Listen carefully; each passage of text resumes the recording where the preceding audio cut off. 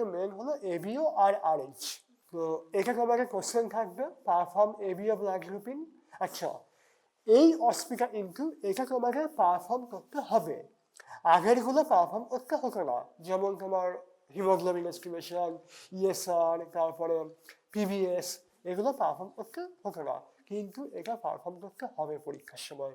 এবার এটা হলো চেকলিস্ট, পরীক্ষার সময় এটা আমাদের কাছে থাকবে, তোমাদের কাছে শুধু কোশ্চেন থাকবে। আচ্ছা, প্রথমে হলো ফার্স্টে স্লাইড নেবে, নিয়ে ক্লিন করবে, কটন দিয়ে ক্লিন করবে বোথ সাইড। তারপরে মার্কার পেন বা এমনি পেনও করতে পারো, গ্লাসের উপরে মার্কিং করবে AB আর C, ABC। এবার C ফর কন্ট্রোল। কিন্তু এখানে মনে হয় ওরা RH-টাও দেয়, তো যদি তোমার RH সাপ্লাই থাকে তাহলে তুমি পজিটিভ না নেগেটিভ বলতে পারবে। যদি পরীক্ষার সময় RH সাপ্লাই না হয় তাহলে C will act as control. Normal স্যালাইনের মধ্যে জাস্ট ব্লাড নেবে। কেন করা হয় কন্ট্রোল? কন্ট্রোল করার আমাদের কি দরকার, কি দরকার বা কখন দরকার? হ্যাঁ, কি ডিফারেন্স দেখবো আমি? আমি তো হ্যাঁ, মনে করো কোথায় কন্ট্রোলে?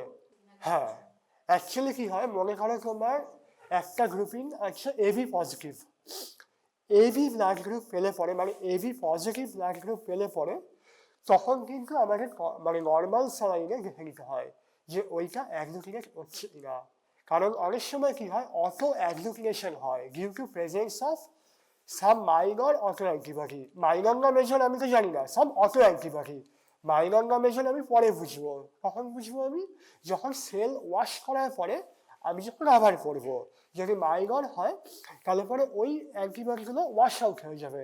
সেল ওয়াশ করলে মাইনর যে অটো অ্যান্টিবডি সেগুলো থাকবে না, সেল ওয়াশ হয়ে যাবে। তারপরে যদি আমি করি তাহলে আর অটো অ্যান্টিবডি ব্যাপারটা থাকছে না। তো AB পজিটিভ হলে পরে আমাকে একবার নর্মাল স্যালাইনে দেখে নিতে হবে যে নর্মাল স্যালাইনেও অ্যাগ্লুটিনেট করছে কিনা। যদি নর্মাল স্যালাইনে অ্যাগ্লুটিনেট করে তার মানে ওর কিছু অ্যান্টিবডির জন্য হচ্ছে ওর। তো এটাই হলো তোমার কন্ট্রোলের ইম্পর্টেন্স। তারপরে হচ্ছে protein reagent over appropriate revision. মানে মানে এটার মানে কি? প্রোটিন মানে আগে আমি রিয়েজেন্ট নেবো না আগে ব্লাড নেবো? না, আগে রিয়েজেন্ট তারপরে ব্লাড, সব সময় এটা মনে রাখবে। এটা এই ভুলটা তোমরা পরীক্ষার সময় করো, এবং স্যারেরাও কিন্তু এইটা দেখার জন্যই ওরা থাকে ওখানে দাঁড়িয়ে, তোমরা আগে কোনটা নিচ্ছ, রিয়েজেন্ট না ব্লাড। সবসময় মনে রাখবে যে এটার একটাই সিগনিফিকেন্স যে আগে আমি রিয়েজেন্ট নেবো তারপরে ব্লাড নেবো। প্রথমে anti A over A, anti B, আর হচ্ছে তোমার অ্যান্টি, তোমার এখানে অ্যান্টিটা বলা নেই কারণ এখানে তোমার মানে কন্ট্রোল দিয়ে বোঝানো হয়েছে। তোমার এখানে নর্মাল স্যালাইন ওভার C বলা আছে, কিন্তু যদি তোমার ওখানে RH দেয় তুমি ওখানে অ্যান্টিটি নিতে পারো, নিয়ে করতে পারো। তারপরে হচ্ছে adding blood over division with mixing. তারপরে প্রত্যেকটা ডিভিশনে এক ড্রপ করে ব্লাড নেবো আমি, নিয়ে মিক্স করবো। ওই টিপস, মাইক্রো টিপস হয়, এখানে হয়তো মাইক্রো টিপস নেই, যাই হোক মাইক্রো টিপস দিয়ে আমরা, বা এন্ড অফ স্টিক, এখানে স্টিক আছে, স্টিকের একটা এন্ড দিয়ে মিক্স করার পরে ওই এন্ডটা আমরা আর পরেরটা লাগাবো না, রিভার্স করে নেবো আমরা, এরকমভাবে করবো। মানে একটা এন্ড দিয়ে একটাই গ্রুপিংয়ে অ্যাগ্লুটিনেট হবে আর কি। এবং শুধু মিক্স করলে হবে না, স্লাইডটা মিক্স করার পরে রোটেট করতে হবে সবসময়, এটা অলওয়েজ অলওয়েজ সবসময়। সে তুমি ফরওয়ার্ডই করো আর রিভার্সই করো, নাহলে কিন্তু ওইটার কোনো হবে না, তোমার হয়তো অ্যাগ্লুটিনেট করবে না তোমার, মানে তুমি বুঝতে পারবে না তুমি। তাই জন্য মিক্স করলে তারপরে রোটেশন করে দেখা যাবে তুমি। তারপরে হচ্ছে ইংলিডিং, noting agglutination by rotation of slide over light source. Light source মানে হলো আলোর এগেনস্টে দেখতে হবে, না হলে পরে ফরওয়ার্ডে হয়তো খুব একটা প্রবলেম হয় না, কিন্তু রিভার্স গ্রুপিং যদি কখনো করো বুঝতেই পারবে না। তাই জন্য সব সময় মানে আইডিয়ালি কি হয় না, নিচের থেকে একটা লাইট সোর্স আসে, তার উপরে গ্রুপিংটা করা হয়। ব্লাড ব্যাংকে এরকমভাবেই করা হয়, ব্লাড ব্যাংকে গ্রুপিং এরকমভাবে করা হয়। নিচে একটা তোমার ওই কি বলে ভিউ বক্স, যেরকম আমরা এক্স-রে যখন আমরা দেখি একটা ভিউ বক্সের এগেনস্টে আমরা দেখি, তো ভিউ বক্সটা তোমার এরকম থাকে না, আর এখানে হচ্ছে জাস্ট ভিউ বক্সকে তোমার শোয়ানো মনে করো, নিচে থেকে আলো উঠবে।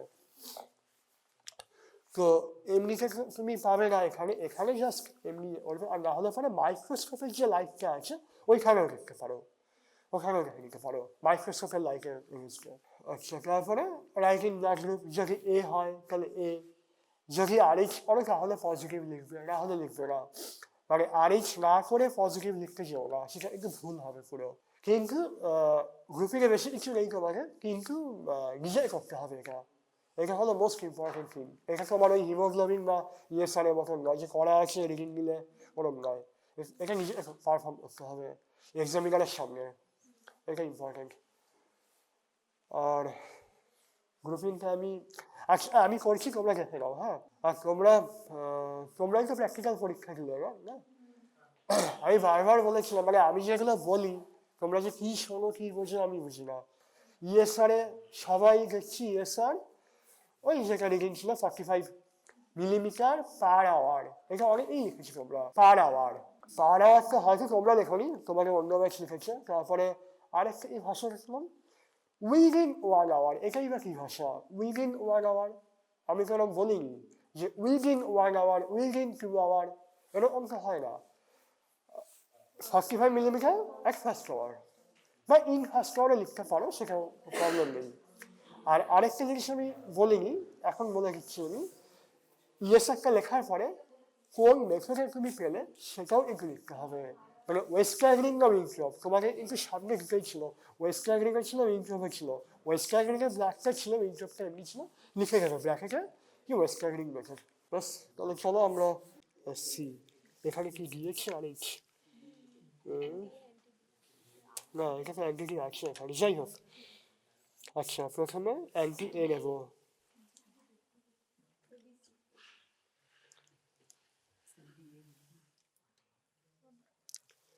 এক ড্রপ, হ্যাঁ।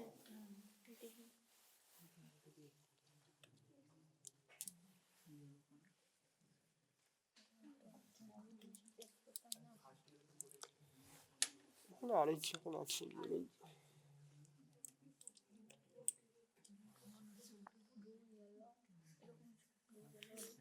ব্যাস, এবারে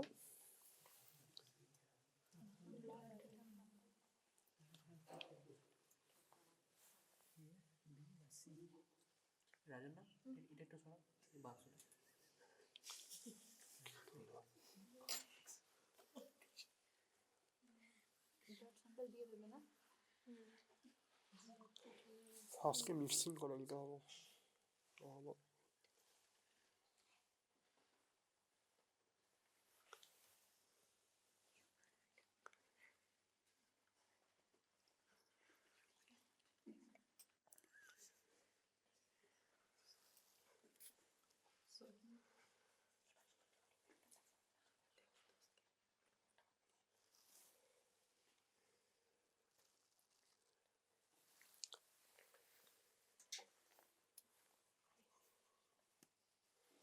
আচ্ছা, এবারে মিক্স করতে হবে। মিক্স কি করে করবো? স্লাইডে ইয়ে নেই এখানে, ঠিক নেই।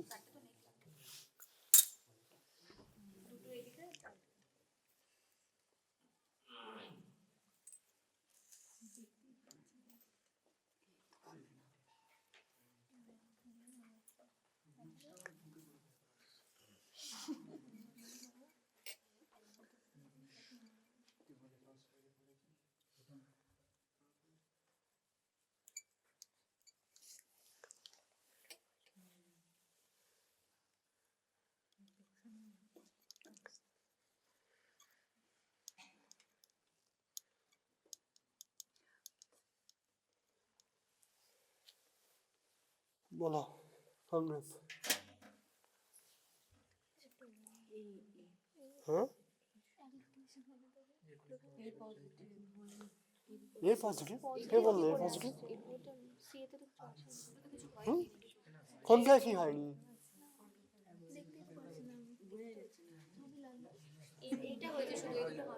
কে বললো হয়নি? বলো বলো।